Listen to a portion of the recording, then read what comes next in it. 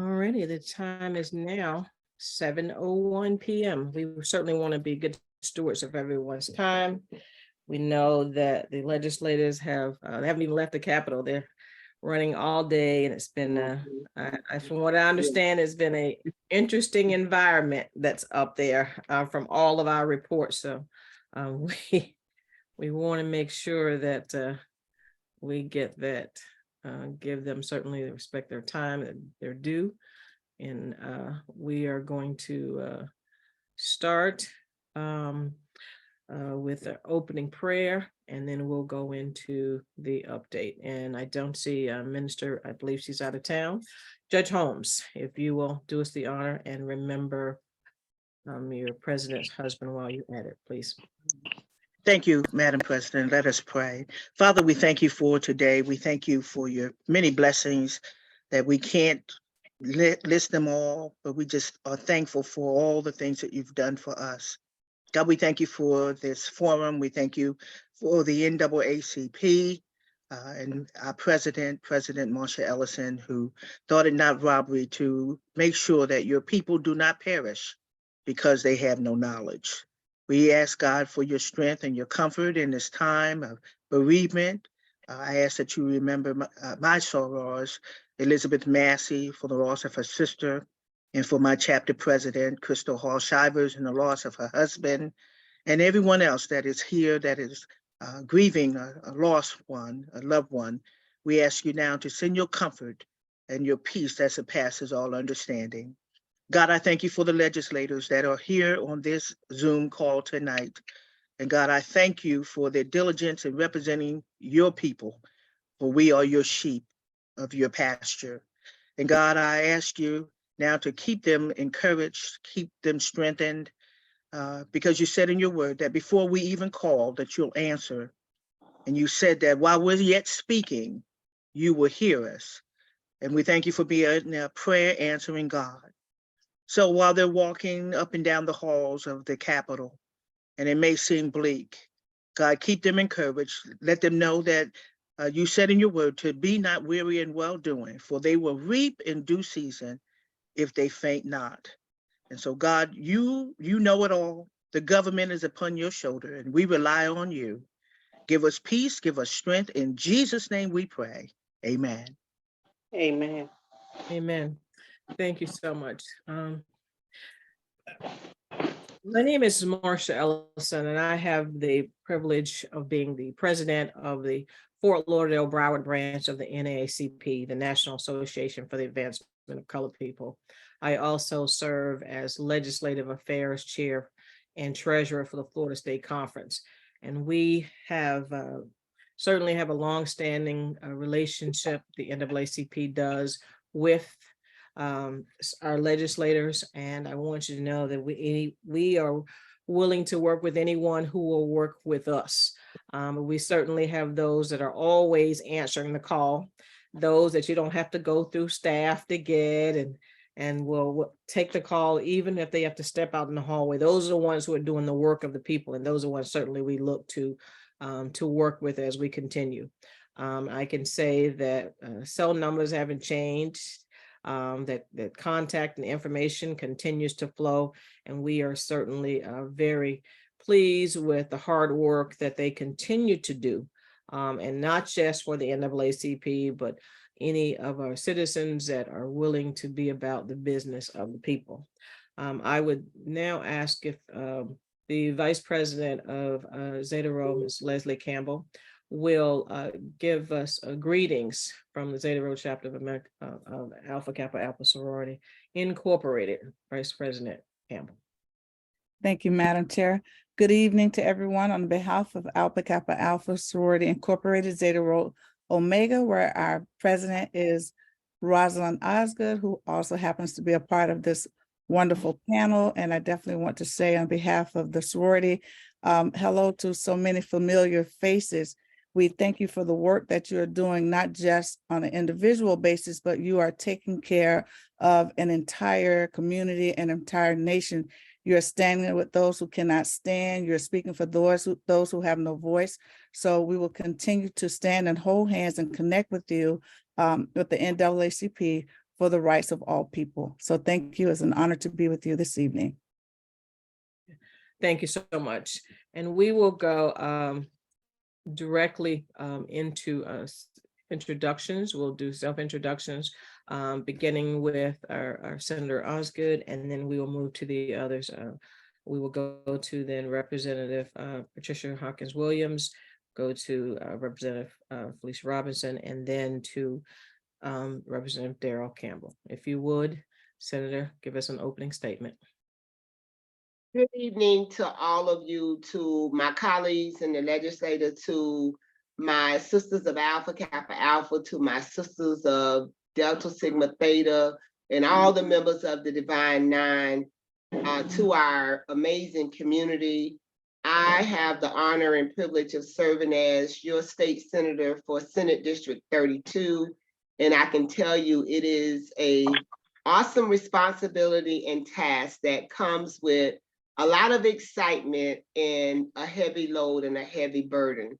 Thank you for trusting me to represent all 570,000 of you in District 32 in Tallahassee. I love the NAACP. I had an opportunity, I am a life member, and I had the opportunity of hosting the NAACP on the first day of session. Thank you, Madam President, for bringing the state leaders of the NAACP. Your presence was definitely felt here, and you continue to have a presence here. Good evening. Thank you, Senator.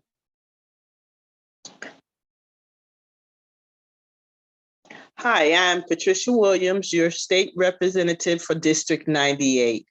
I represent 8 cities in Broward County, and it has been a good ride. I am happy that you have given me the opportunity to serve you for the last 6 years. It has been a pleasure for me to be able to stand on the Capitol floor for people that look, sound, and act like me. The atmosphere here in Tallahassee is not a good feeling right now. It's very toxic. It's very hard, it's very harsh. And those that has taken this as a ride for granted it's nothing like that.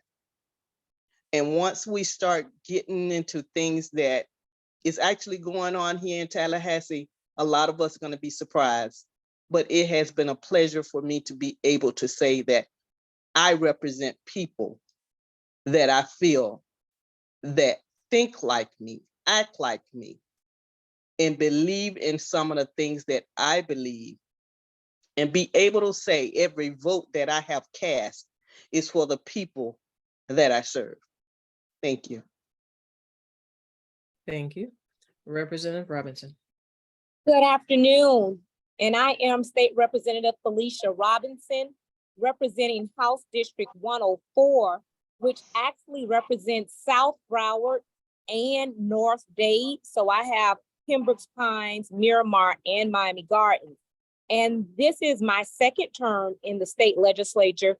And I would say that it is a little rough up here, but I truly believe that we can make the impact that's necessary. One of the things that I keep at the forefront is that Florida is mine. It's mine, but it's yours, it's ours. And I don't never let myself forget that. So as I continue to advocate for all of us, I'm keeping that in mind. And when something's yours, you're willing to fight for it. You're willing to show ownership. You're willing to be engaged in it. And that's the one thing that I truly love about the NAACP and its members, is because you all are always at the table and you stay engaged and you continuously advocating for us. And so I always am willing to take on and do my part, because we can't do nothing by ourselves. So I'm happy that I was invited to this forum, and I look forward to continuing a partnership with you all so that we can actually get some things done and make some action steps happen. Thank you. Good afternoon. Wait, I'm sorry. Good evening. Good evening. My name is Daryl Campbell. I'm state representative for District 99. Comes Fort Lauderdale, Lauderdale Lakes, Wilton Manors, and Plantation.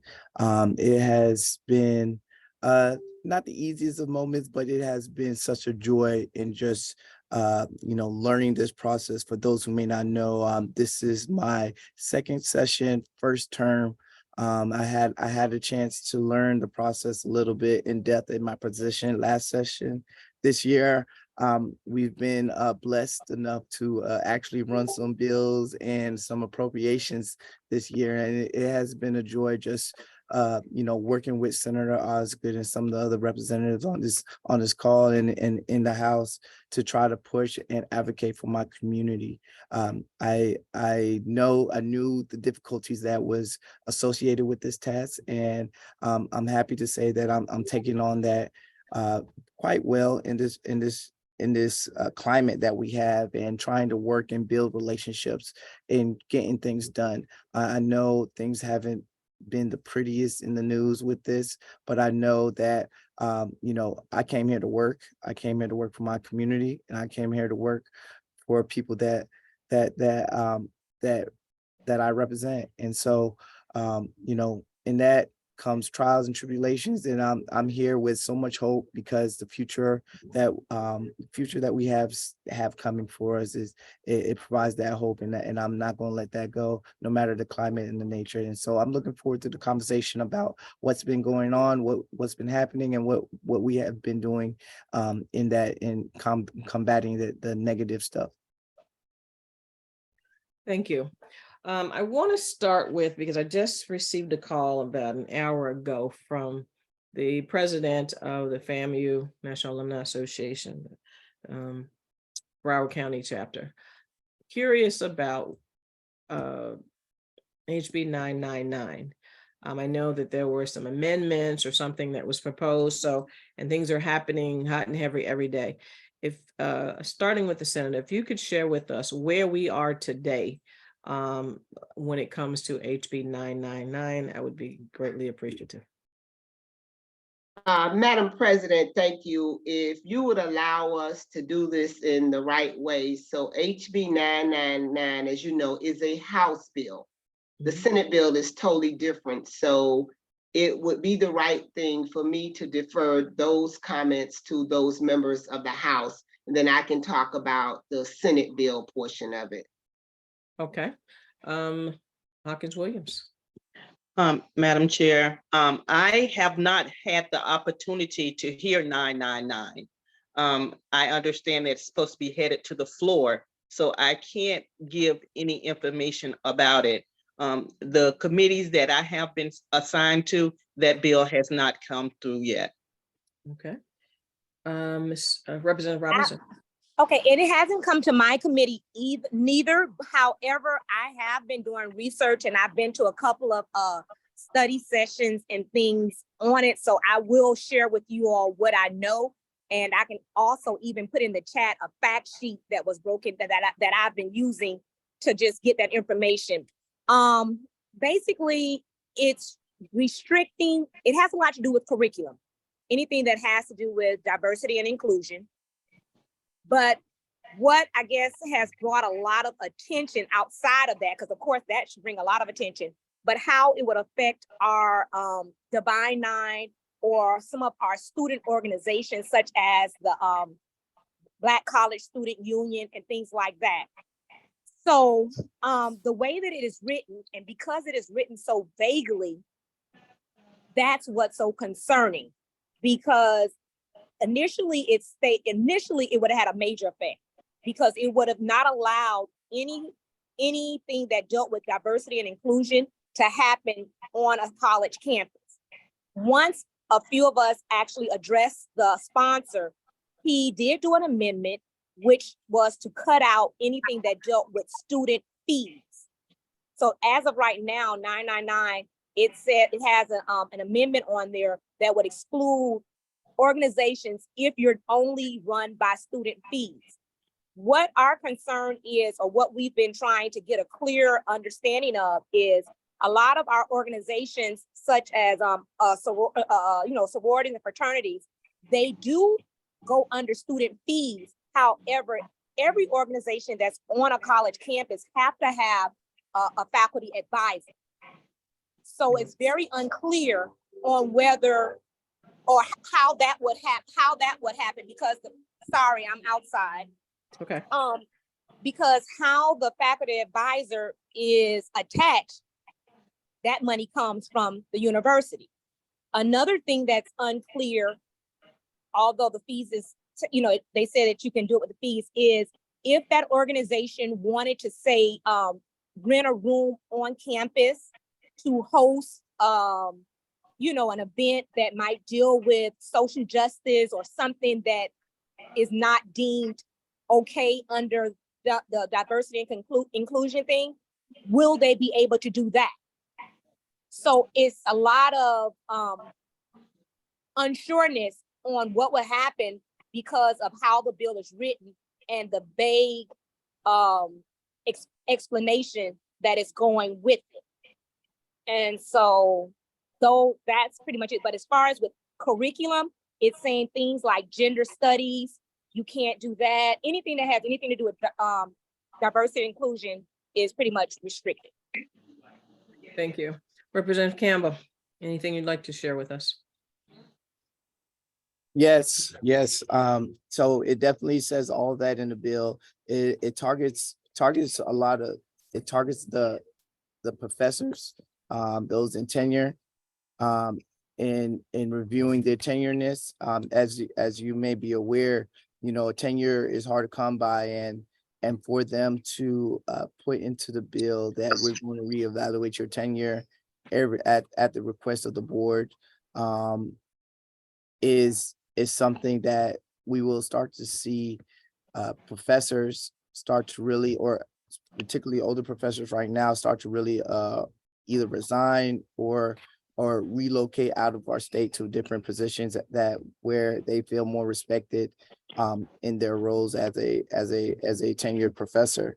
And on top of targeting these social organizations through diversity, equity, and inclusion, what it also does is it also sets up an avenue where teachers or professors who oversee these organizations, such as the Greek organizations that we're so familiar of, if they oversee them, they are now in line and can be penalized for being part of that.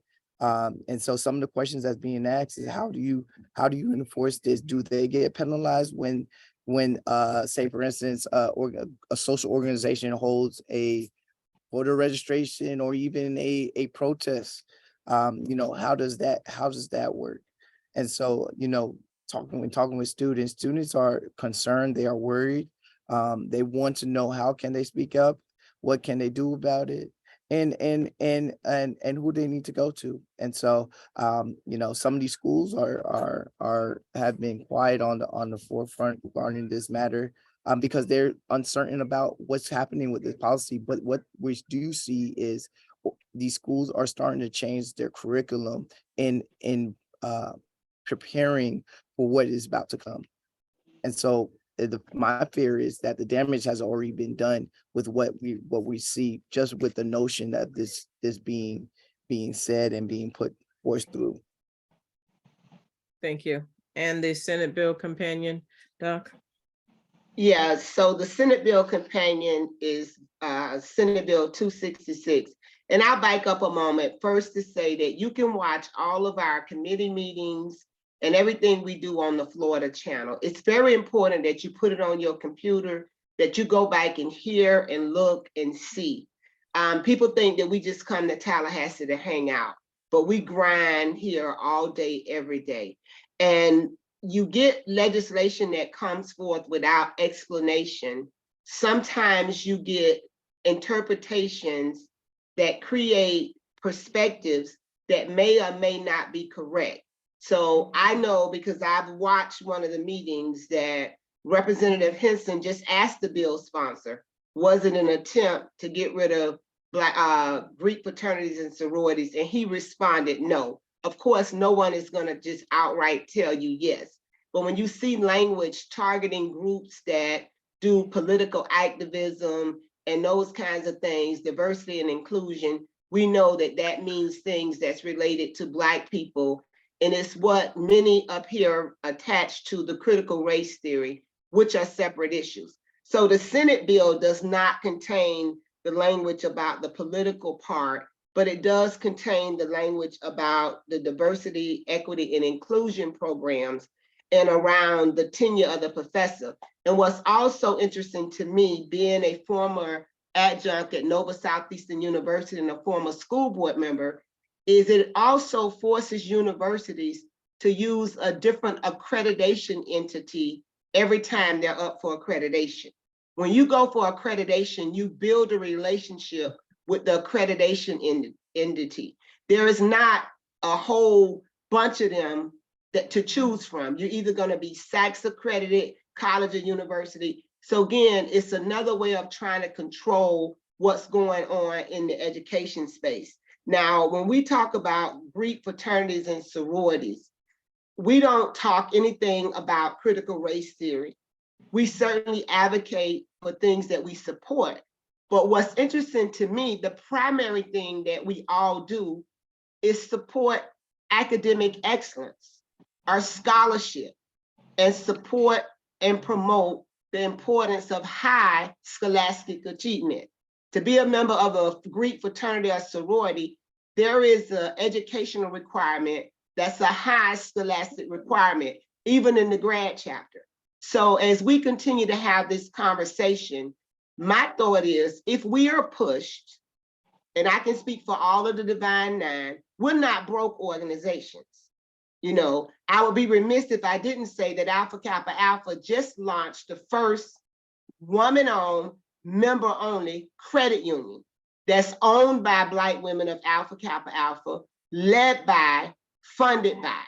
So we cannot back down and stop standing up for what we need to do, but we also got to be prepared to fund and do the things that's important to us. I also want to take this opportunity to say, when you're asked to make donations to historically Black colleges, whether you attended them or not, this is why it's so important that we do so. Because if we're not investing, then it's hard for us to come and jack someone else up and want them to invest the tax dollars when we're not really showing that it's important to us. And I'm not saying that that's the case. So our student unions, you haven't seen them marching and protesting. You haven't seen them responding because they know in this climate, if they make a move, it can be consequential. We all saw what happened to Disney. So it's something that we're gonna have to fight from the outside. We're gonna do our best to keep you abreast of what's going on. I am on the pre-K to 12 education committee. So I have not heard the bill in committee, but I have talked several times to the individual that's sponsoring the bill on the Senate side, because we're not allowing people to come up with things that target us and then allowing them not to have conversation. Thank you. And if each of you will tell us about bills that you filed and what's the status of those, that would be helpful. Representative Hawkins-Williams. Thank you very much. I have pushed forth for year-round schools. The bill has went through its first committee, assigned to its second.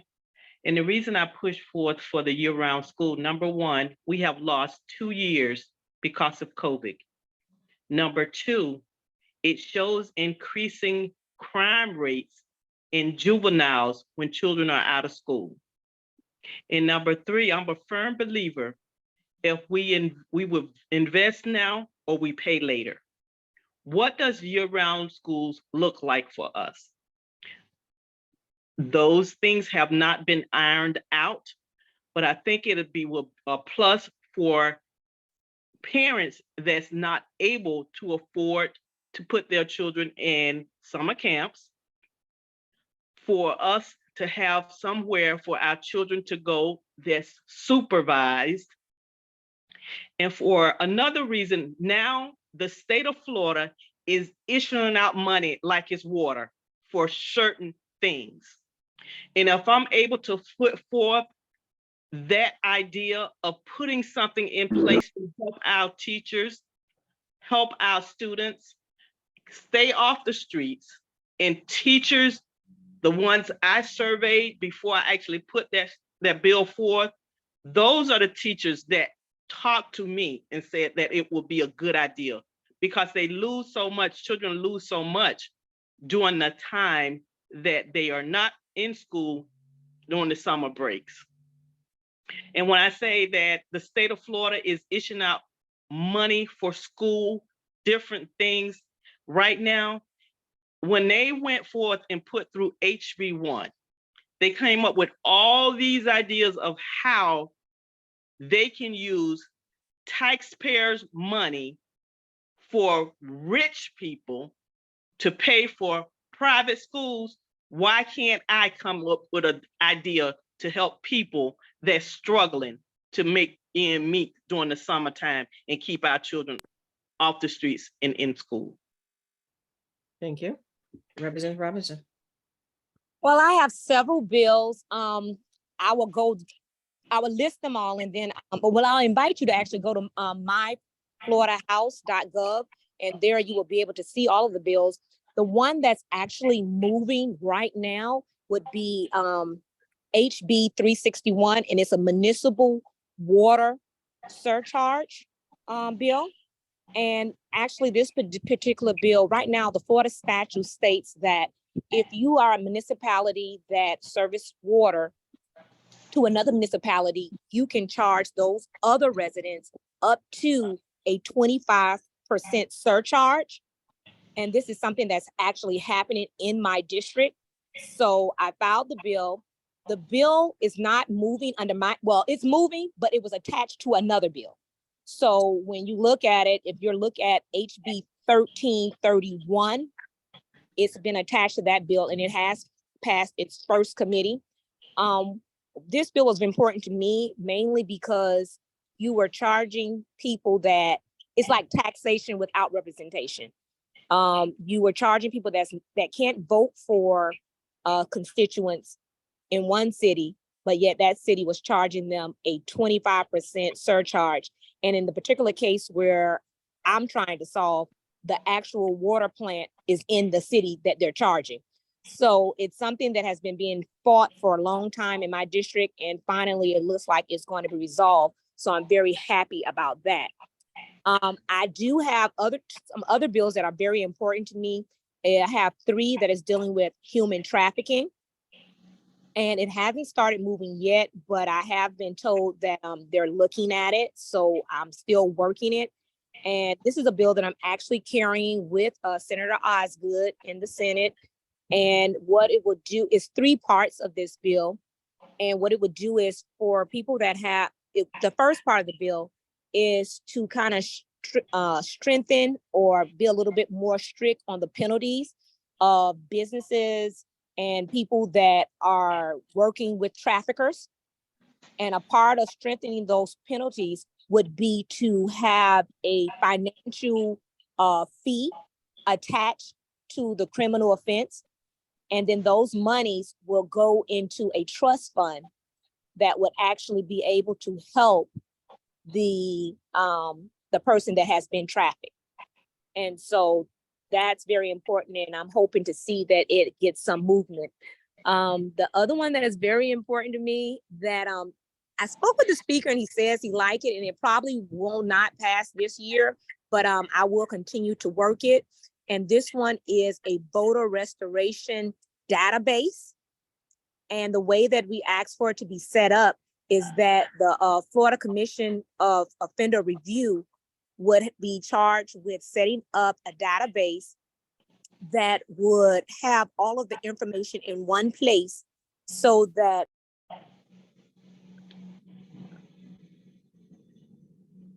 You're muted, Representative.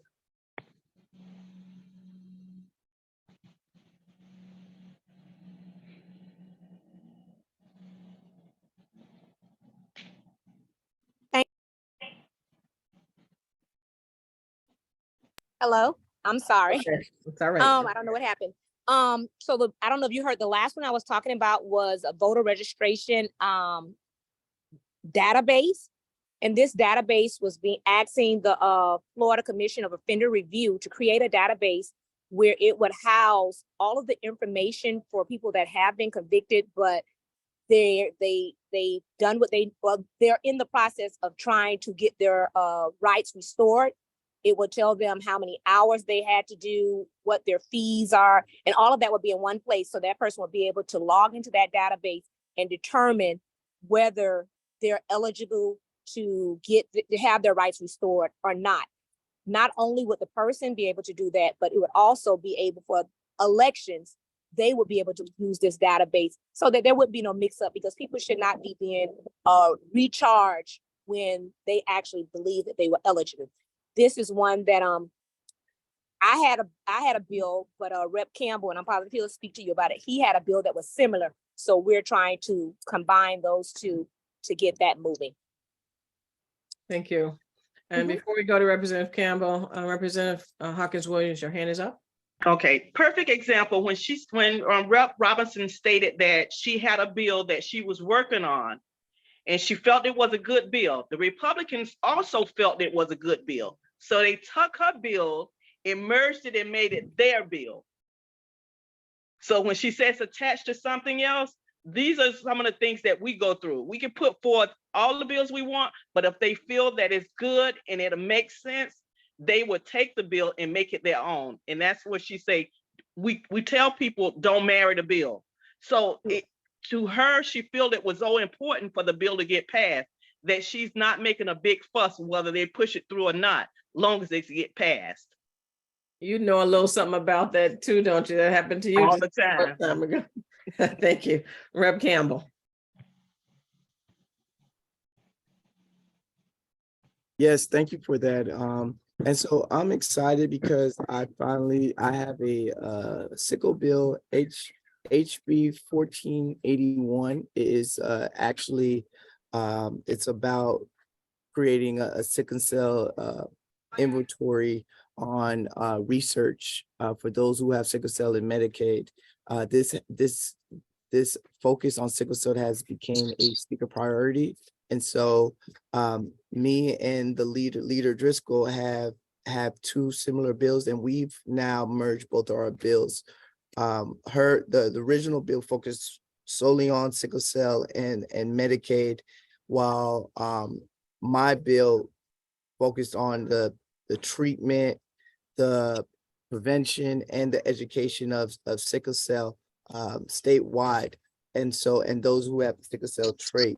And so you're going to see us doing is merge those two bills together. Right now, the first bill, HB 1481, has made it past its first committee and is on its way to its second committee, Healthcare Appropriations, which I sit on, which I'm proud to be able to present. And so we're looking forward for this to be hitting the floor sometime, not next week, but the week after, to really finish this leg. Being a freshman and getting a speaker priority is a big thing. And to have the speaker's support in seeing this important bill being pushed is also thing that I've been so appreciative of. If everybody knows about sickle cell. Sickle cell is definitely a big thing in our community that is affecting our Black and brown individuals.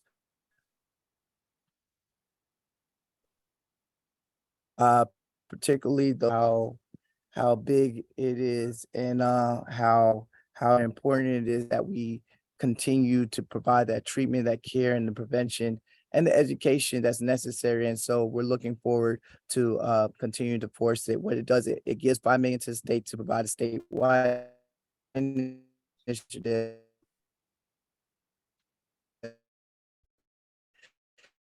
and database in where individuals can involuntary be involved, so that we can track and make sure that we provide the best care that we can. Okay. Thank you, Senator. Yeah, and thank you to all of our House members. In the House, they are limited to 6 bills. And they have to work really hard in this environment because it's a lot more of them than it is in the Senate. It's only 40 of us. So I started working over the summer when I was going back and forth to Naples and Fort Pierce to build relationships across the aisle. So I was extremely proud that some of that work showed up, and I was a part of the Live Local bill on the Senate side, Senate Bill 102, that came forth to address the housing issues. And that particular piece of legislation puts about $252 million into the SHIP program. It puts $150 million into the SAIL program. It allows money to now be taken from the general fund to put directly into the Sadowski Trust Fund for housing. It also provided money to strengthen the Hometown Heroes program, where first-time home buyers now can get, in some instances, up to $25,000 toward buying a home. It allows businesses and construction companies to get a tax rebate on construction material, which is an incentive. And it created a greater pathway for multifamily housing, focusing on what we call the missing middle or the working poor. Many people kick back a little bit because it preempted local governments from putting a cap on rent. And my response to that is I just don't think the government should have control over our assets to tell us how much we should rent our properties for or not. Once we get the government into restricting our assets in this climate, they'll be controlling how much money we can take out of our own bank accounts. So I was very proud to be a co-sponsor on that bill. I was also a co-sponsor on Senate Bill 274, which was a nursing education pathway bill for military combat medics, where it can increase the workforce for nurses that are in the military.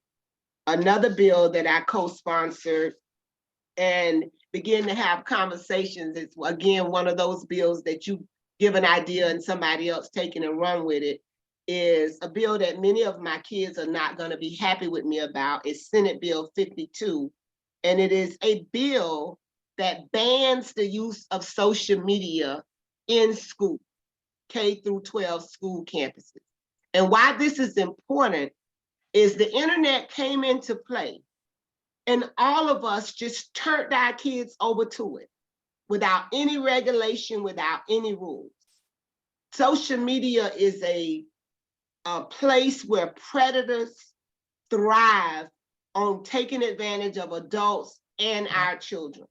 And during the school time, some of our biggest fights, a lot of bullying, a lot of cyberbullying takes place because kids are on social media during school time. So as this bill has been heard in 3 committees on the Senate side, as it makes its way to the floor, you will only be able to use social media in school if it's a part of a course curriculum or course activity. You're looking for a job or something like that, working through it with your teacher. But you will not be allowed to use social media while you are on school grounds. And I'm very, very excited about that. Now, bills that I am sponsoring with members of the House, different members of the House. One is Senate Bill 282, and that there's a House companion bill. And this bill addresses the liability for renters to persons with criminal records. Right now, landlords are very resistant to rent to persons with criminal records because it impacts them from a liability perspective. So this bill will kind of give landlords some protection so that they can then freely feel better about renting to someone with a criminal record. As Representative Robinson said, we're working on human trafficking legislation to create a human trafficking trust fund for victims. And for me, being a person in recovery from substance abuse, when individuals come out of human trafficking, a lot of times they have crimes that they've committed because they were forced into prostitution, forced into robbery. And although we get them out of human trafficking, those charges are still on their records. So those bills will create a trust fund that those individuals can use to fight those legal cases, as well as get those records expunged. It's the next level of coming out of human trafficking and moving towards some sense of recovery. Because if you have these charges on your record and you don't have money to fight in court, then although you're no longer being a victim of human trafficking in a sense, you're still suffering the consequences of it. So I'm very excited about that. Our representative in Campbell and I was trying to do this bill, Senate Bill 368, to ban Glock switches. But our gun-friendly colleagues don't understand the bill, and that bill is not moving. They think we're trying to ban assault weapons. But right now, individuals are going onto Amazon and buying Glock switches or printing them, making them on 3D printers. They put them onto a Glock and it makes the Glock an automatic weapon. A lot of the rise in homicides, when you look in Broward County, homicides are higher than ever in the county, in places like North Lauderdale, higher than anywhere else in the county. And a lot of those homicides are results of Glock switches being moved. Also working on a HIV bill. Most of you all know I've worked at Naacp for 22 years in this line of work, to have antiviral drugs available in pharmacies where they're in a dispense and someone can just go get them. Senator Jones has a similar bill, and we were told this week that if we want that bill heard, we would need to merge them together, and we're looking to do that. Also working on another bill, Senate Bill 526, for inmates to be able to establish residency. Right now, if you're an inmate and you're trying to go to school, they're not accepting your address of incarceration as a residence, and you are living in the prison. So this bill will allow the inmate to use the correctional institution as a place of residency. So if they're applying for FAFSA or tuition, it legitimizes that part of the application for it to be determined whether they're eligible or not. Another bill that I'm sponsoring in a bipartisan way with the House member on the Senate side is Senate Bill 954 that should be heard in committee in next week. It is the state recognition of Indian tribes and bands. There is an Indian tribe in Pensacola that's never been recognized by the state.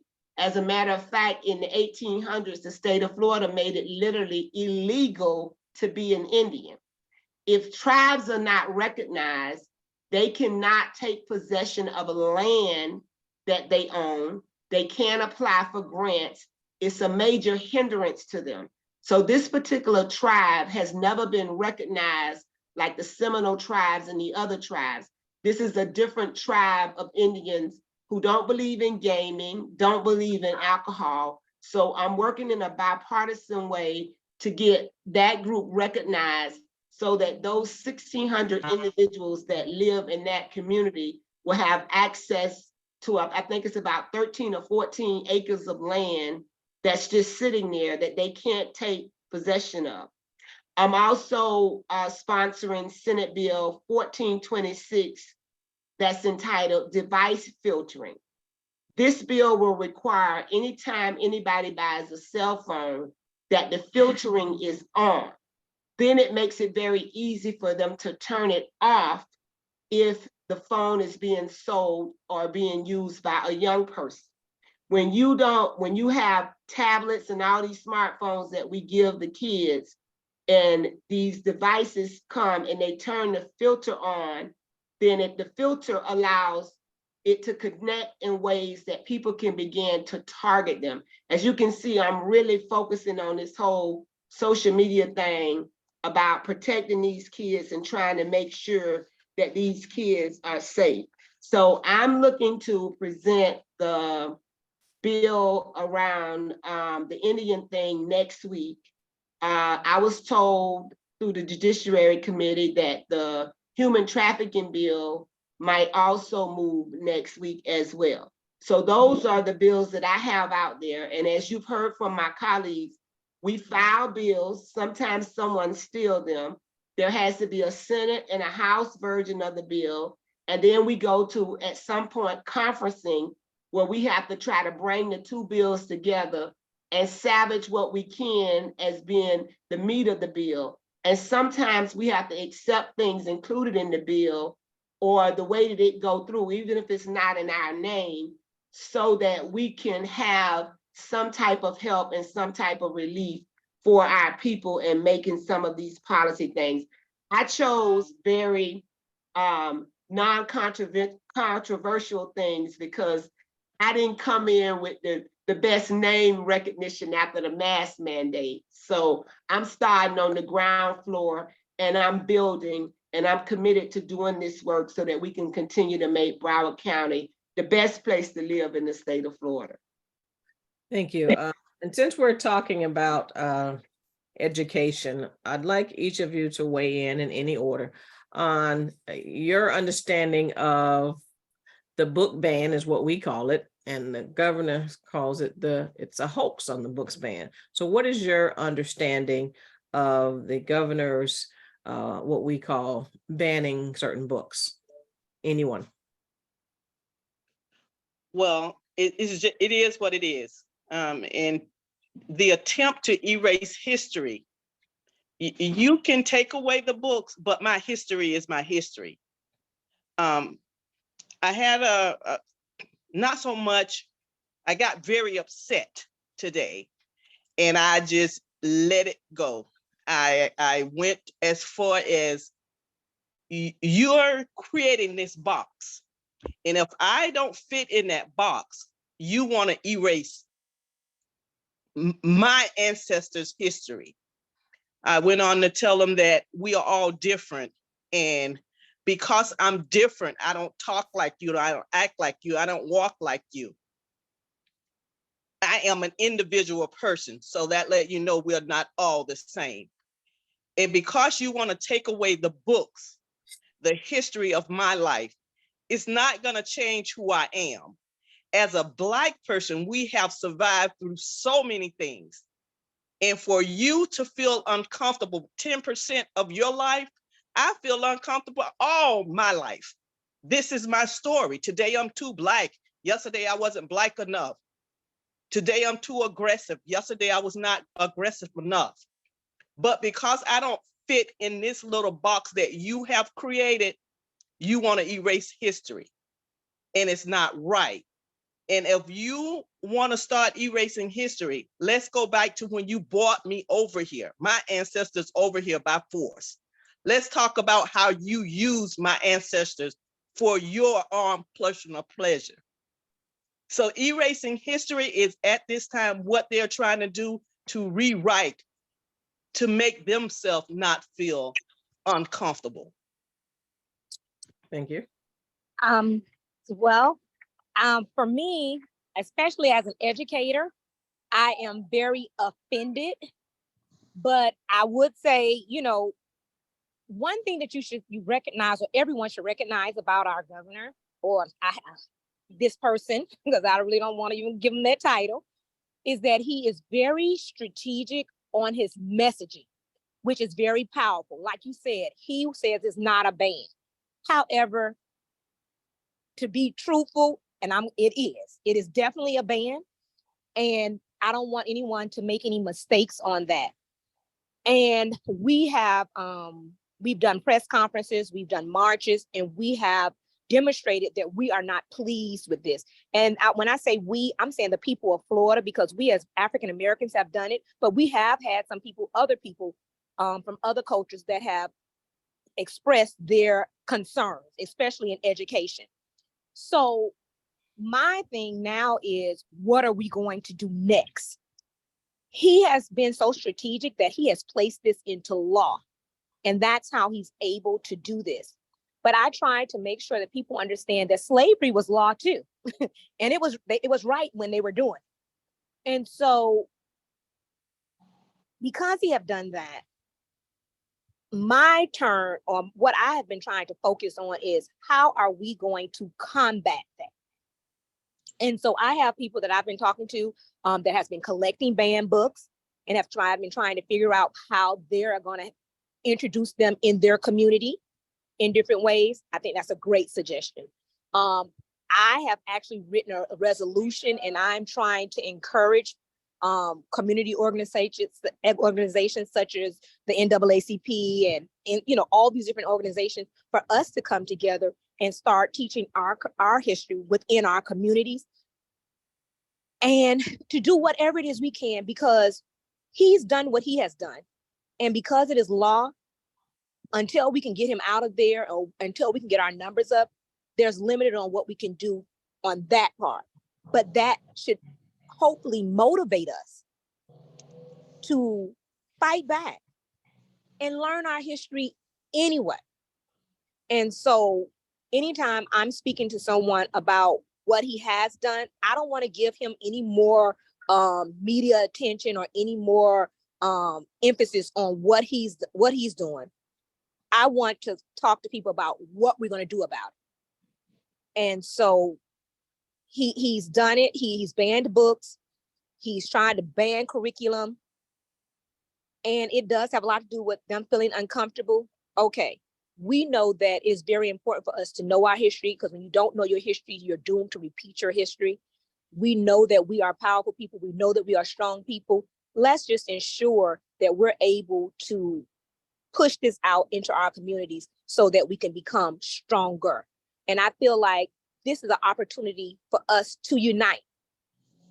I don't think there's a Black person on this earth that truly do not believe that our history has no value, as he stated. And so let's focus on that and come together to just make sure our people are stronger.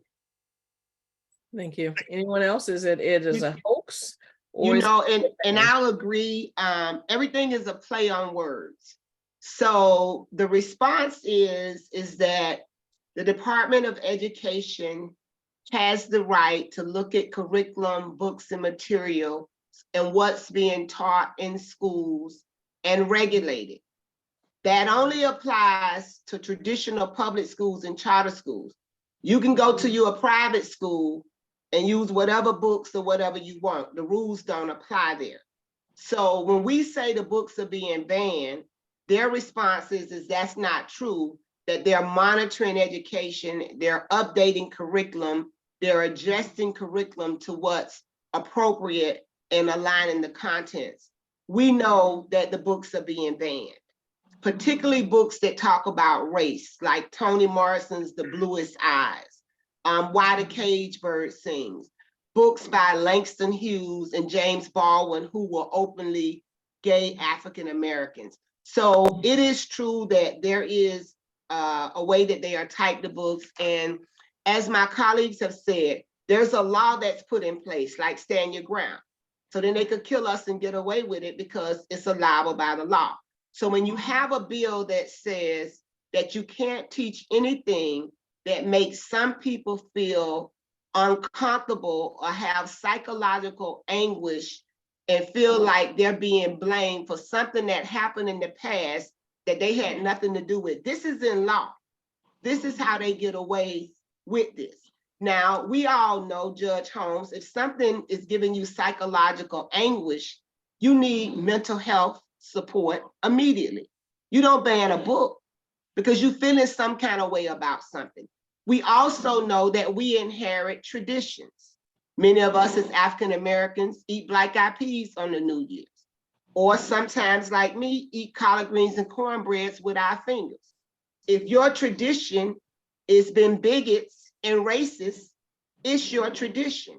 At some point, you're conscious of your own develops, and you might not agree with it, but you have to do the work to transition away from those traditions.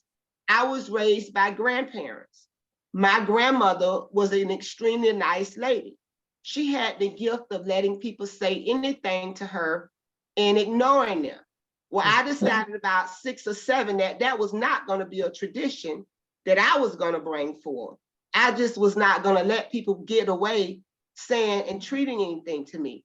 But if we look back, our Representative Hawkins Williams talked about slavery.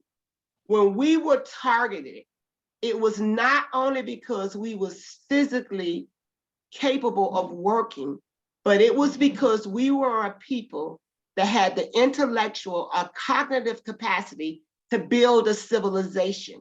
We had done it before in Africa. We were doing geometry, math, trigonometry, building pyramids, literally with our hands without any tools because we were so resilient and so brilliant. So we were human trafficked here to build that civilization for free, to build this nation because of our intellect and our physical stamina. When we got taken and kidnapped into slavery, the first thing is to not have us learn how to read and write. Because education, as Horace Mann reminds us, is the great equalizer. So then we start moving. We go to all these different wars. This is not the first time. This is an old playbook. When you go back to the Civil War and the Confederacy, you see all of these monuments that we fighting to get taken down of all these white Confederates. There were thousands of Black soldiers that lost their lives, that were true heroes, whose names were erased from history. They were never put up as a monument. And simultaneously, the wives of these Confederates, they started forming these Confederate women's groups. If you go do research on Mildred Rutherford, she was the leader of the Women's Confederate Group. And what did that Confederate group do? They organized as what we know today as Parent Teachers Associations, and they began to control curriculum and books that were being taught in school. We know George Washington chopped down a cherry tree and never told a lie. We know that's not fact or accurate. We know that Columbus did not discover America. The Indians were here before. But education has been a tool that's been used to control our mind and to control what we have information to and not. The internet technology has been a game changer because it gives you access to unlimited information and no one can control that. So we are moving to this time now where these laws are put in place and people are trying to control our education. They will argue that there is a state law that says you have to teach African-American history. Yes, that law has been on the books, but as a former school board member, we know that it's not being taught, quote unquote, because there's no one qualified to do it. There's not thousands of people that go to school and major in African-American history and African-American studies. So we also know historically, and I'll sum this up, that when our backs are against the wall, we turn to education. It was in post-Reconstruction. It was after Black Wall Street, after we had been given our land back and had it taken away through poll taxes and Jim Crow, that Florida Memorial was built, that Florida A&M was built. We responded by building Black colleges and universities because our ancestors knew that that was the key to us. We need to position ourselves to start freedom schools. Those are schools that are school with a curriculum that focus on African-American history, the things that Robinson is talking about. There are curriculums out there that we can use to educate our own students, as well as respond to what passed in the Senate today, House Bill 1, that's going to give all this money to private schools now that's not going to take our kids. And that's not a choice for our kids, because if you're a poor parent, you can't pay the full tuition, transportation, student activity fees, and lunch. All 4 of those things you get free in a regular school. With a voucher of $8,000, it's not enough money if you wanted to really send your kid to a private school. So it's an updated voucher program. Yeah, it's at a time now It's where not we have to choice. think about solutions and strategies. It passed in the Senate today. I don't know when the House is gonna pass. So It we passed have to last move. week. It passed last week, so we have to move the strategy now. Ready for the governor's desk, I'm told. Yeah, Mhm. so.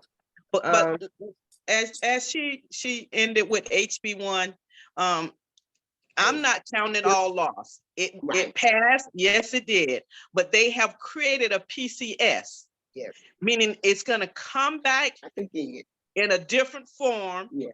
And trying to fix some of the things that we have beat them down with. So while I'm looking at all this money, they want to transfer over to these private schools. I'm trying to reach to the bottom of the barrel and bring up whatever I can for our public schools. As well as thinking about all the educators that have been forced out of their jobs because of the hostile environment in the school system. They're out there. We can organize them. We can start our own schools. And in the private schools, you don't have to have a teacher certification. You don't have to have open school board meetings. All you have to do is use a norms test that's on a list, get your kids in rock and roll. So what would happen if we worked over the next year and opened 5 schools that focused on African-American studies? Because that rule, you can do what you want to do in the private school. These questions was asked on the Senate floor. So we, as Representative Hawkins was saying, what is our strategy moving forward to Build our own schools. That's what I've And been saying. Robertson and we already had this discussion 2 weeks ago Yeah. about that same thing because we saw it coming. Yeah. And it's not going to go away. They're making it a law. So because they're making it a law for them to be able to get this money, it has to be a way for us to outthink them. And what I would want to add to that is the important part is making sure that we have quality schools in our community. And that's the only thing that truly really matter. Because a lot of times, you know, they'll come and prey on our communities. They'll get that voucher money and they'll come set up a private school in our community, but it doesn't have the same quality as other schools. So if this is something that's going to be done and it's going to affect the kids in our community, I just ask that we make sure that it's what our kids really need, because that's not always the case. Representative, that has been where the NAACP has traditionally taken its position, because if you're going to do charters, we know that they're here to stay. However, when you say they don't have to have, be a certified teacher, then my cousin who dropped out in 8th grade, Yeah, she can open up her school, but she should not. She shouldn't do it because you're right. she's my kid. Because I remember Mr. Runty walking into one of the charters that he closed, and the only adult in there was a janitor was before a classroom. Oh Lord! I And told that story right there that you just said when I was debating on the floor, because I've had parents come back to the school and say that very same thing. But so what I'm saying is that's what has been happening. And if this is going to go, since it is going to happen, organizations like yourself, people like myself, I'm a 28-year educator. We're going to have to do something about it. And that's going to mean that we can't allow other people to come in our community and set up shop. We know that we have qualified people. We're going to have to get behind them to make sure that we have quality schools in our community for our children. And I don't want us Can to I miss. add- hold on, let me get Representative Campbell in here. Go ahead. Yeah, no, I agree with all the points here. I think, folks have made great suggestions as to how to combat this. One of the things that we can do to fight back is making sure we falling back on our churches, ensuring that those education is still being brought through their nonprofit organizations coming through and making sure that they're teaching our kids history and the true history and what's going on. And what has happened, and how did we get here, and how do we not repeat the same mistakes? Because we know once you take away history, you're liable to end up repeating the same mistakes. And so we have to kind of start to, and I've heard this time and time again, we just got to save ourselves, because nobody's going to come save us. We have to start building that foundation and making sure that we're uplifting these organizations that are currently doing what they are doing now in our communities to bring forth that education, that knowledge that we know that our kids need, that our community needs, and ensuring that message is continuing so that we don't fall back and we figure out ways, how do we change this? And they're not, I want to be clear because I want to be fair to our charter school community. They are, these dollars are going to private schools. And Judge Holmes, this may get you out of retirement, even private religious schools. So now we can just open up and teach people about our Lord and Savior Jesus Christ. They can learn about Allah, if that's their preference, about Buddha, and all those things that we want to make choices about doing. And we will have the money to do that. And we won't have to compromise. We can pray as much as we want. We can have communion, and all of those things will be acceptable with this new money that's now on the ground for private schools. You're interested in homeschool. Guess what? You can get a check for that now too. There's a whole new category for homeschool parents. Basically, this money really is to subsidize the education of rich kids that never went to public schools, that are already in these private schools. So now their parents get a rebate on their tuition, where they're paying $22,000. They're going to get $8,000 of that back now for summer travel. It's like your Government Jewish day assistance. schools. Yeah, Yep. government Yep. assistance for rich people to pay for their children to go to private schools. How will this affect the public school? Everybody, every child that's eligible to attend school will receive $8,000, approximately $8,000. Every child. This So will when I public take my schools. child out of public school and I move them over to private school, how does, if I start out at Northeast, and then I don't really like them so much, so I'm gonna leave and go over to the private school because obviously it's way better. The white man's ice is way colder. Everybody know that. So how does that affect Northeast when I leave? Northeast has lost the funding for your child. So that $8,000, and if it started there, it might not be the complete $8,000 because we go by FTE. And so, but whatever money is left will now go to that other school. And when they call my son the N-word and I put him back over at Northeast because I don't like how they treating him, how does that affect Northeast? Well, it depends. It's the 12th or the 13th after the private has gotten my money. Well, then, yeah, well, your money just gonna be there for that year. So let me be So specific. it goes back to the your child go back to the public school with no money. And public school takes every child. The private school picks and choose which child they want to attend. So if I can add, when they give, if your child is there after the 11th day, the public school won't see that money until the next semester that they give money. But here is the truth. 80% of the kids go to public school, either traditional public or charter school.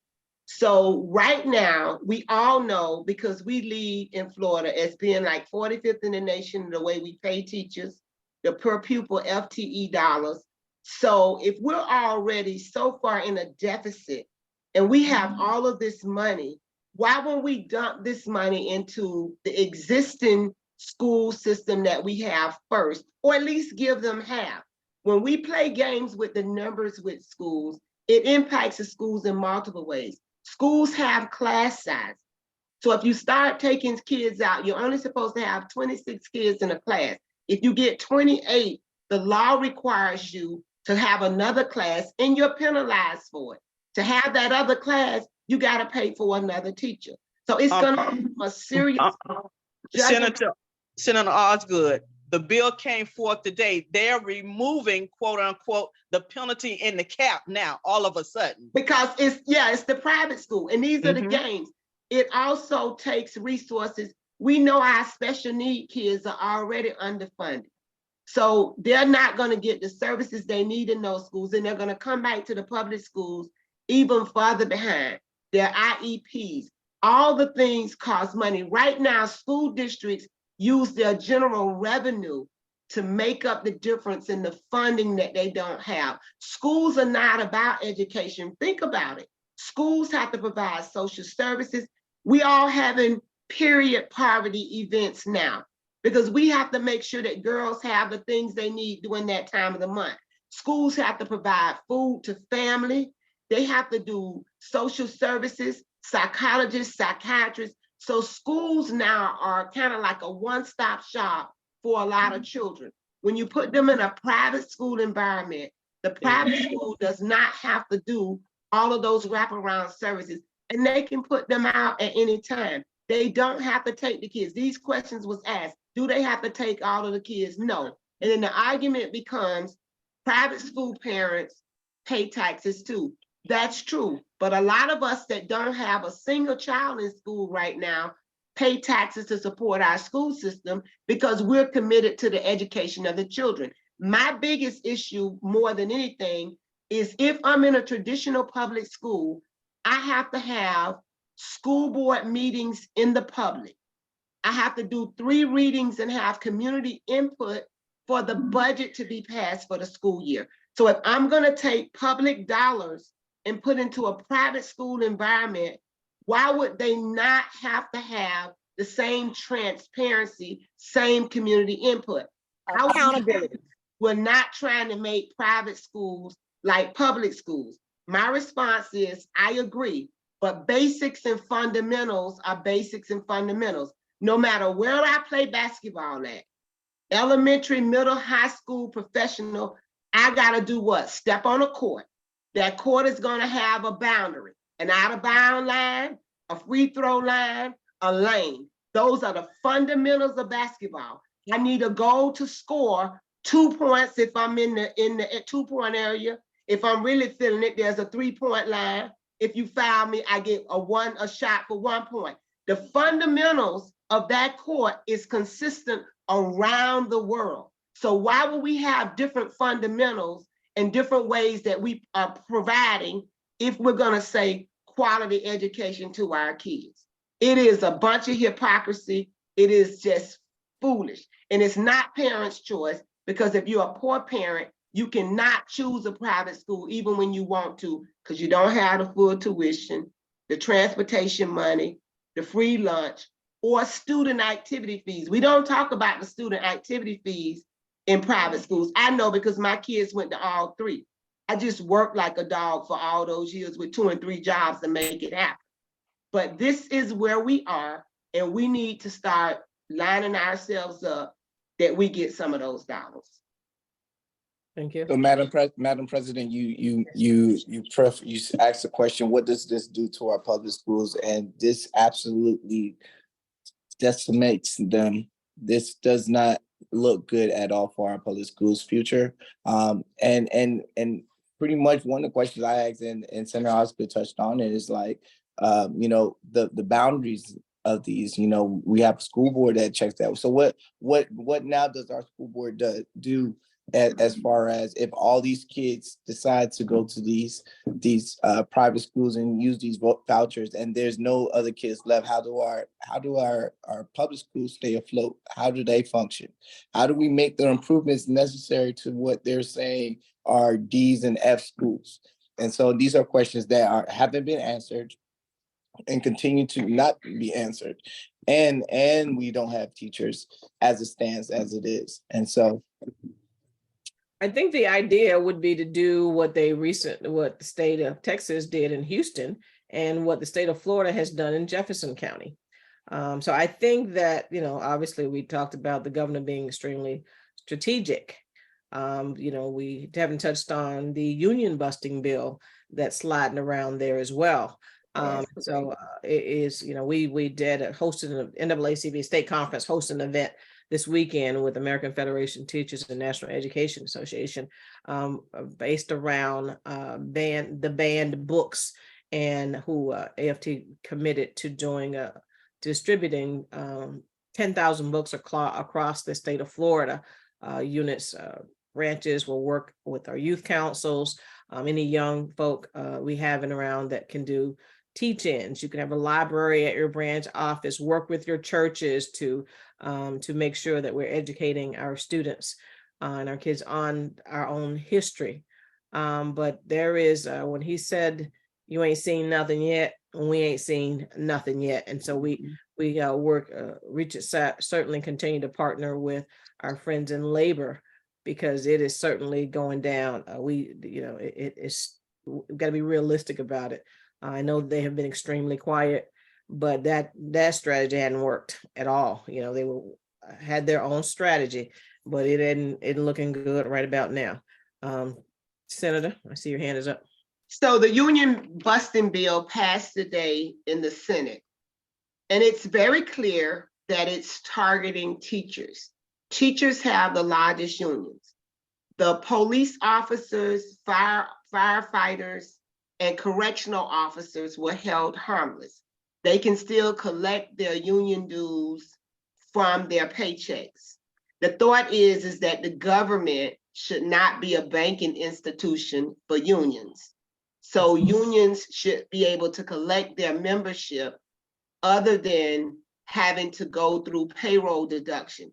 But if you have people that put their lives on the line every day, like firefighters, law enforcement officers, and correctional workers, after working double shifts, they should not have to go in somewhere to try to give a check to pay union dues. Now, I know many teachers get beat up every day in the work that they do with working with some of our kids with behavior issues. We have nurses that put their lives on the line the whole time during COVID, but they were not exempt in this bill. The bill also requires unions to have an annual audit by a CPA firm. And those kind of start out at about $15,000 if your budget is under $100,000 a year. Some unions don't have members. And by the way, you now have to have 60% of your members paying dues instead of 50%.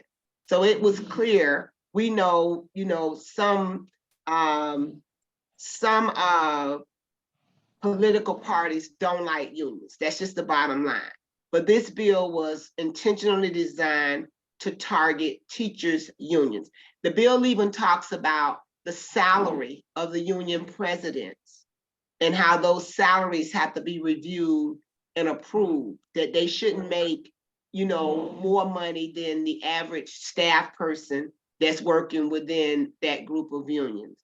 And the other argument is that there had been complaints by people that they get money taken out of their check and they never see their union reps. And those people were afraid to get out of the union or to say something because they didn't want to be harassed or bullied by other employees that were members of the union. So these are the kinds of things that come up. It's a clear agenda. Amendments are not accepted on these types of bills. You can debate, you can argue, but it's clear that these things come forth. It's a specific agenda and target. And let's face it, we are in a super majority. So the governor has a trifecta. He has the executive branch and both branches of the legislature. And let me just say the judicial branch too, with what he's doing with that. So we can't stop fighting though, but these are some serious pieces of legislation that's going to have major consequences for us going forward. Thank you. Let us we'll do a 1-minute closing. We will start where we ended before. How about let's go with Representative Campbell. Let's give your 1-minute closing there, sir. Just for clarification, you want the closing to be on next steps? Whatever you want it to be on, because we're going to be calling you anyway. This is kind of where we are with this whole piece, but we're never disconnected. Things are changing daily. We stay in touch. We also have our lobbyist there who kind of keeps us abreast. So anything you want to share, we'd be glad to hear it. Absolutely, absolutely. First, let me just say it's been a pleasure to be on this Zoom with these magnificent women, holding down the fort here, showing me how to push bills, get appropriation done, and fight the good fight. And so with that being said, you know, what I want folks back home to realize, like we're so far away from home. It's hard to not get homesick. And so to see faces and see you reach out to us and see you come up in the Capitol gives us spirit and gives us that fight to continue to fight another day. And so we have so much hope. This is the strongest, the closest I've seen us be, because we're so few, but we're very mighty, and we've been standing up, speaking on those issues, but also making sure that we get the job done as far as bringing home things to continue to support home.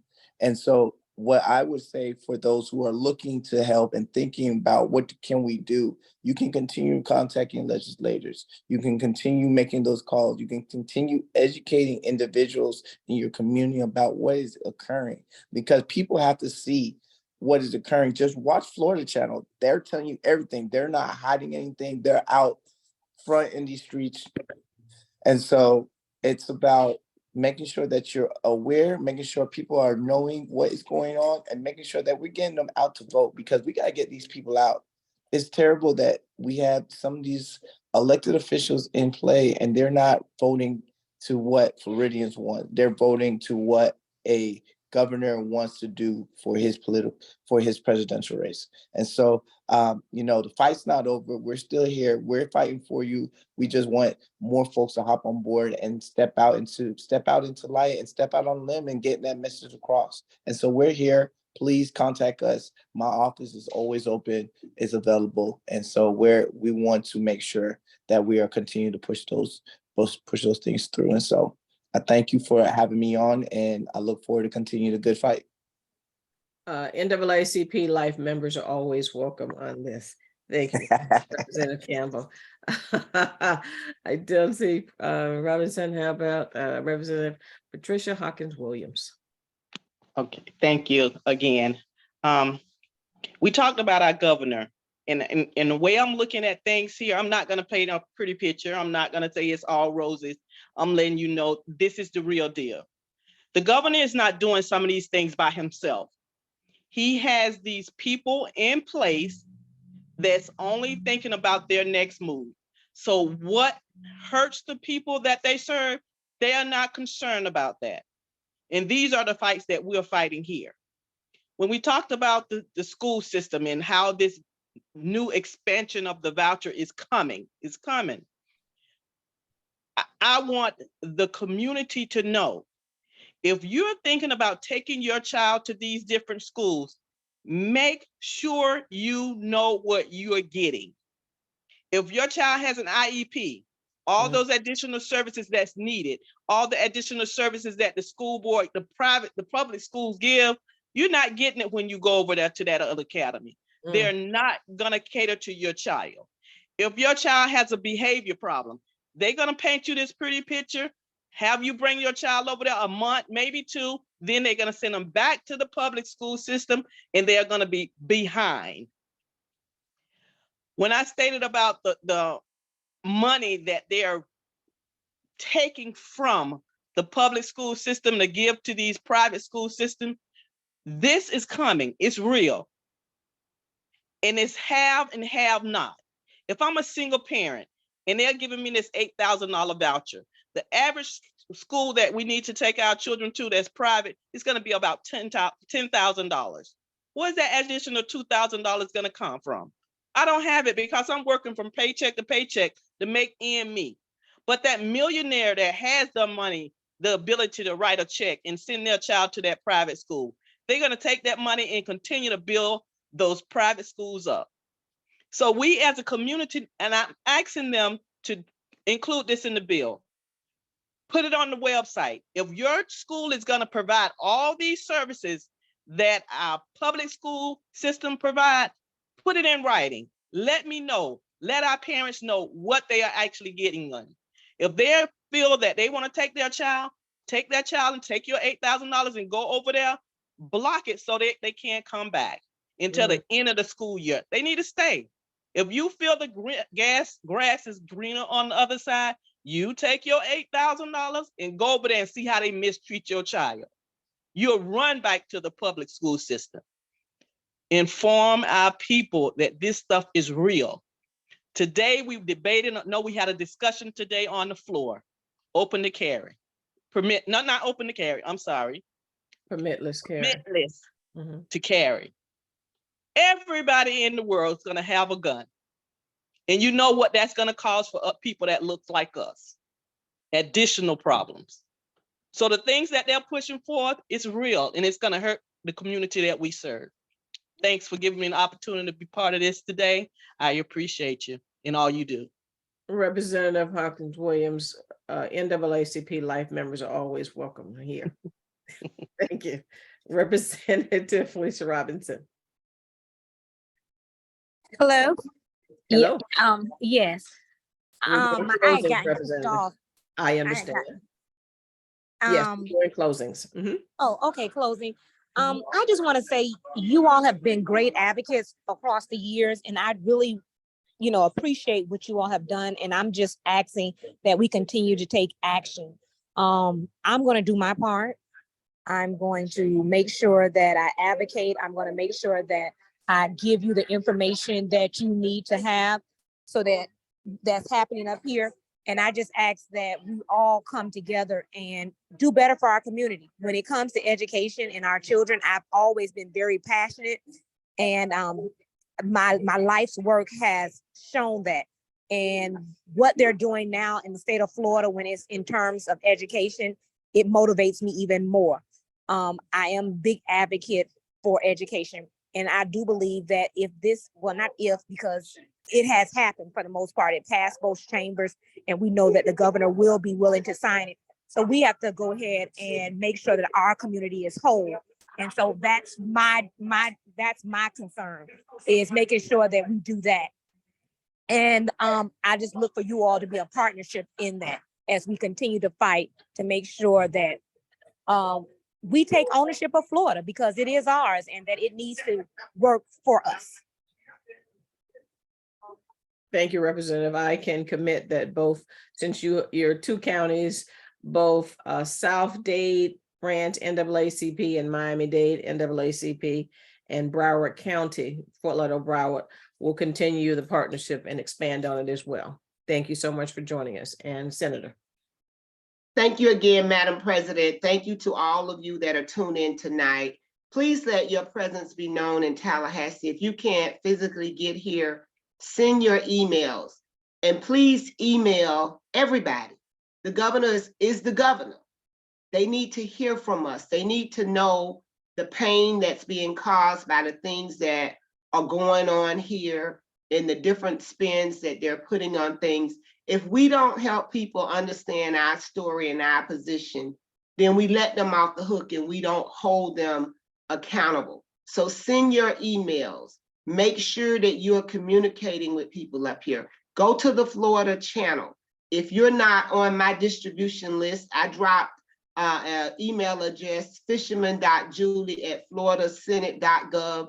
Reach out and request to be on that distribution list. I send out a weekly update on what's going on here. It's my job as your senator to keep you informed, because the more we're informed together, the stronger we are. And we have to continue to fight. And I don't say this to be religious. What we know that works for us is community and prayer. Please, please, please, I implore you, pray for your legislators and those that are not voting the way that you want them to vote. We know, we have evidence of the power of prayer. That is core to our curriculum. We cannot leave that out and allow people to minimize one of the greatest weapons that we have, and that's a spiritual weapon. I am excited. I feel like I'm 25 again. I'm here to fight for you every day, every opportunity that I get. When I come home on the weekends, I get strengthened, I get encouraged, because I know for this moment and this time, you and God has positioned me to fight you. So I just keep singing. I don't feel no ways tired yet. I didn't come this far for God to lead me.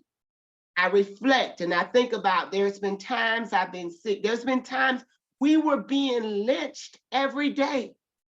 times where it was illegal for us to read and write.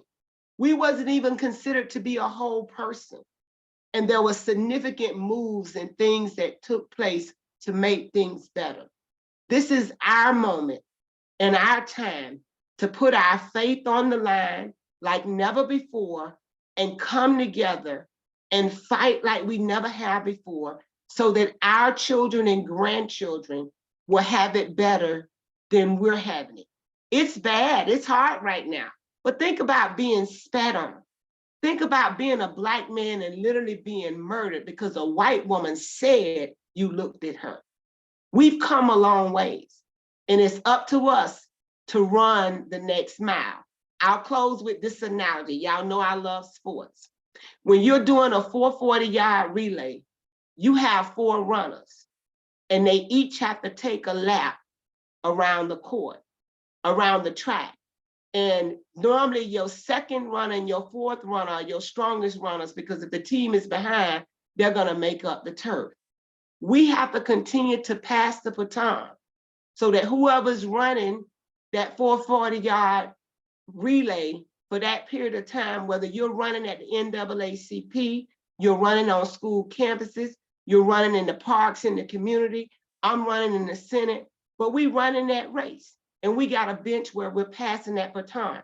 And there's gonna be times when we get to the curve, that final curve, and the wind get in our face, we're gonna have to lean in. Any good runner know you lean into that curve so it can carry you around. And when you come off, you run toward the finish line. So let's not give up. Let's keep pressing toward the mark of a higher call. And we know that that higher call is in the one who's really in control, in charge of everything. And I just believe that if we exercise our faith, we do the work of faith, we're gonna see great results, because the God that we know will be glorified. And then in turn, our efforts will edify people. Thank you so much to the NAACP. I love all of you in your respective places. Every email, every text message, it means a lot to me. I never feel alone up here, because some of you are always texting, sometimes fussing, but you're still making contact. And I just appreciate that. God bless you. Thank you so much. And before we close with prayer, Judge Holmes, I wanted to, for those of you who have not heard, on this past weekend, several hundred of our people traveled to Orlando for our spring quarterly meeting, where we voted unanimously, the Florida State Conference voted unanimously to ask the National Board of Directors to allow the Florida State Conference to issue a travel advisor to the state of Florida. We're doing that in response to the governor's draconian bills that have passed and those that are on deck that will pass. Our next move will be, I've done a couple of interviews. I haven't done local yet. Those are on deck. I know that my counterparts across the state have done others. I've seen Jacksonville, I've seen Stewart, I've seen Hillsborough. I'm going to work with our state executive committee to hold an emergency meeting for my counterparts on this coming Sunday to make sure that every county that has a branch puts the same message out. We're going to sing from the same sheet of music. I know that the governor has done his little, I guess we've gotten on his little nerves, because he said, oh, they're just a joke. It's a stunt. Ain't nobody playing but him, because this is life for us. And so you will hear more of it as you go on. I know that I think CNN is going to do some stories as well, but this is where we are. This is one of several strategies as we go on, but I can assure you, it's not a stunt. It's not a joke. I will be penning the letter myself to the National Board of Directors with the approval, certainly, of our state executive committee, so that we intend to get on the agenda of the National Board of Directors for mid-May, so that we can hope to get an answer then. We need the conversations. We've already met with our state members. Our chairman of the board has the information as we have presented. Our state president, who's also a member of the national board, our general counsel was in town to at least hear what we had to say and to lay out the facts. But we are coming, and it's very, it's a very serious matter and that we are talking about when you're talking about the safety and the lives of our people. And you can see it's certainly a Black attack. That's not an exaggeration, but we will not stand still. Understanding his strategic approach and understanding how he's working, and he's always got some Black faces out there, and they are willing to do that. But we intend to continue to stand our ground in the state of Florida. And with that, Judge Holmes, if you will take us home with prayer, please. Right. Thank you, Madam President. God of our weary years, God of our silent tears, thou who hast brought us thus far on the way, thou who hast by thy might led us into the light, keep us forever in the path, we pray.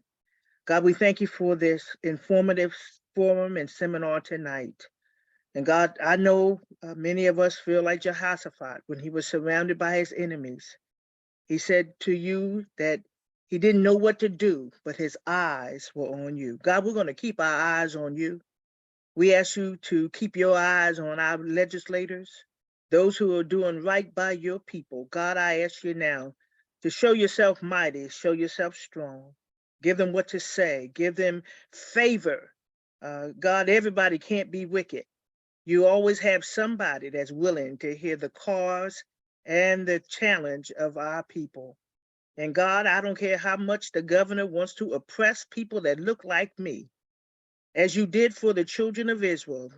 The more they were oppressed, the more they multiplied. Multiply us, God. Send us help and give us the victory. And we know you can do it. Keep us strong, keep us well. I pray, God, for every leader in the NAACP who is taking on this fight. God, I pray for my own president, who is leading us and giving us the charge that we just cannot sit silent, but we're going to put our trust and our faith in you, and you will give us favor and the victory. Those of you, our members who are not well, those who are listening who are not well, God, send your healing virtue. Those who are crying and over the loss of loved ones, console them, God, because you know you can. And then, God, all of us who are worried about what's going on in the state of Florida, you can do as you said in your word, that you would keep us in perfect peace because our minds is stayed on you and we trust you. Give us favor, give us peace, prosper us in the way. In Jesus' name I pray, amen. Amen. Thank you, everyone. Greatly appreciate it. Have a good evening.